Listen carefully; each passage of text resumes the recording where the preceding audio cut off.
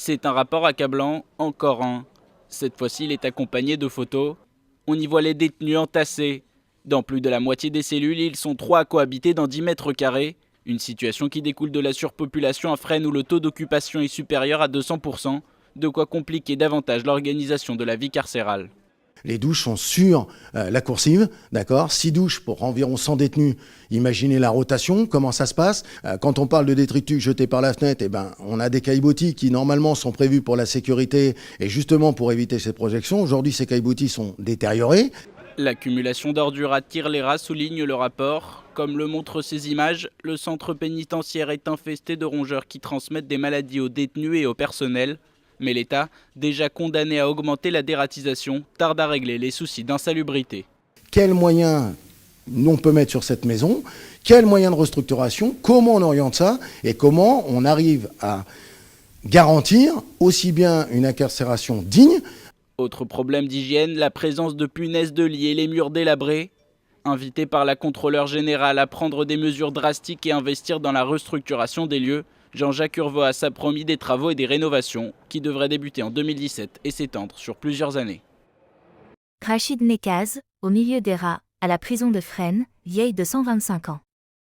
En comparaison, la prison de Koléa est un hôtel 5 étoiles.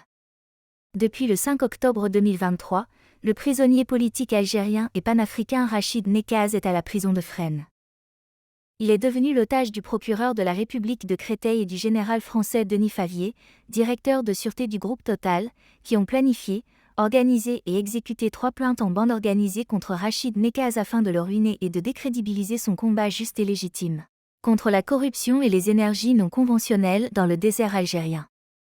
En effet, Rachid Nekaz a organisé depuis 2014 157 manifestations contre la corruption et contre l'exploitation du gaz de schiste par le groupe Total en parcourant 3124 km à pied à travers les plaines, les montagnes et le désert algérien afin de sensibiliser la jeunesse sur les dangers de cette exploitation nocive pour les populations et pour la nappe phréatique saharienne.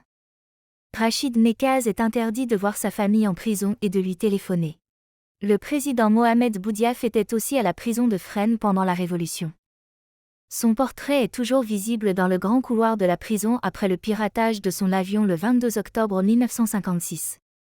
Rachid Nekaz a été emprisonné à 2 reprises et assigné à résidence en Algérie pendant 1200 jours du 4 décembre 2019 au 3 avril 2023. Il a été condamné par défaut à 18 mois de prison ferme et un mandat d'arrêt a été délivré par la justice française le 9 décembre 2021 en plus d'une interdiction à vie de faire du business. Pourtant, la France et les médias du monde entier savaient qu'il était interdit de quitter l'Algérie par les services secrets algériens depuis le 4 décembre 2019.